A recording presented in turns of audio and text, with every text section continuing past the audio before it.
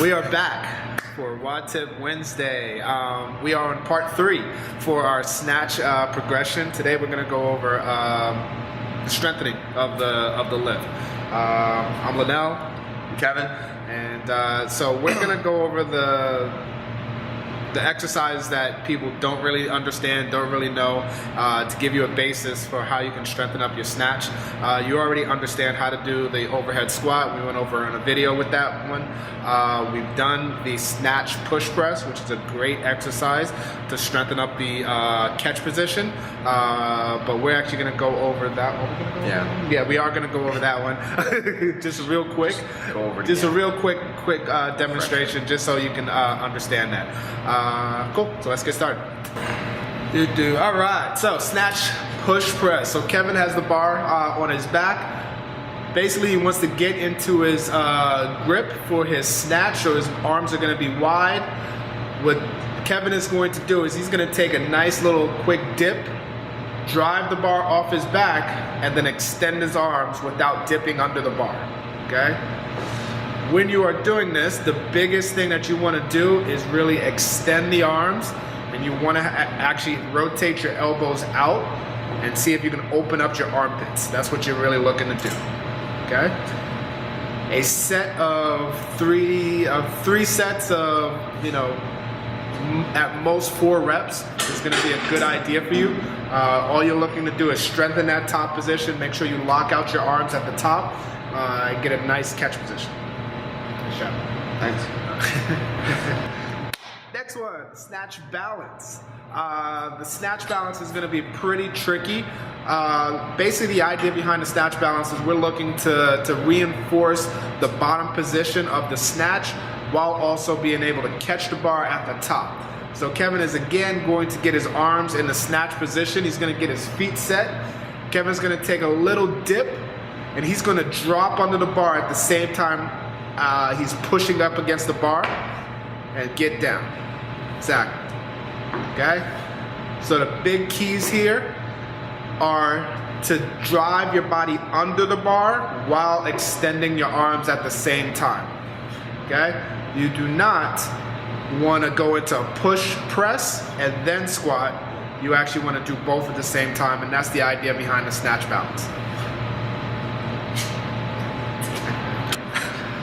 Next exercise is the snatch pull. So the idea behind the snatch pull is we're strengthening the position from the bottom of the lift, from the floor, all the way into your last pull. So I actually like to do this from a deficit. So what I will actually do is actually put somebody up on blocks or put someone on a weight plate in order to make that position more stretched at the bottom. So Kevin is going to demonstrate. I have a 45-pound weight plate here. So Kevin is going to stand on that weight plate, and he's going to get into his ready position for the snatch. The idea behind this is that when you are in that bottom position, obviously things are a lot more stretched out, so you need to make sure your position is very, very tight. Back is tight, shoulders are tight.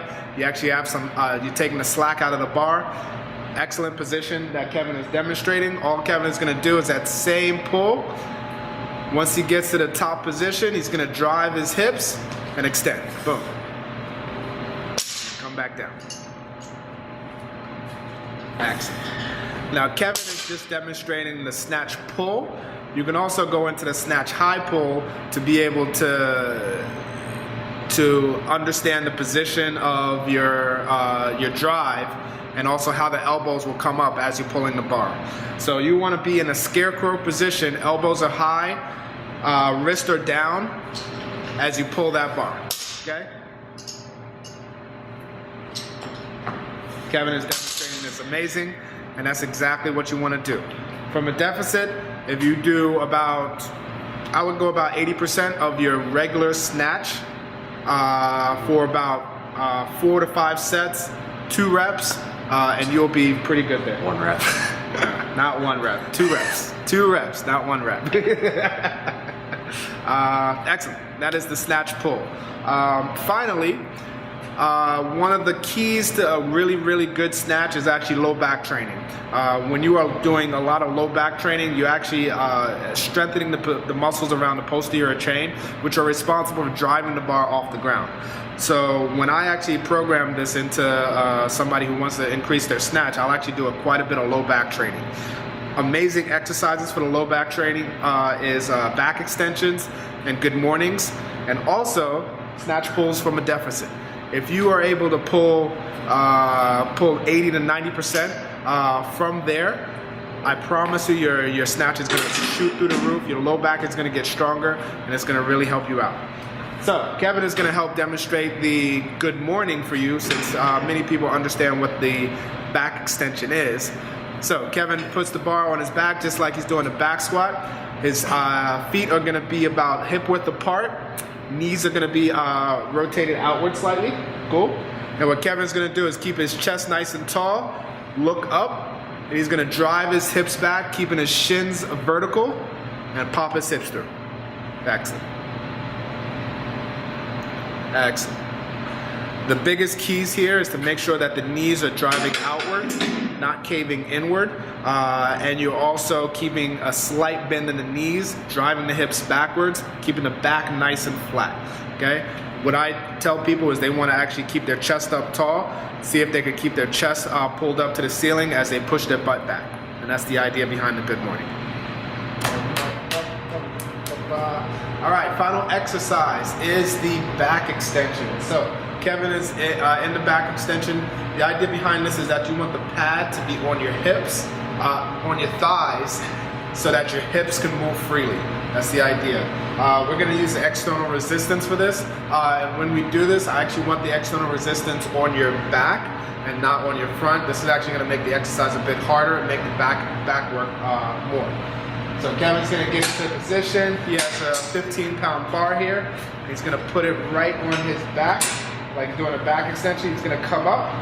He's going to look up as he's coming, and then back down. Good. The idea is that you want to get the extensors all the way from the neck, all the way down to the butt. Fantastic.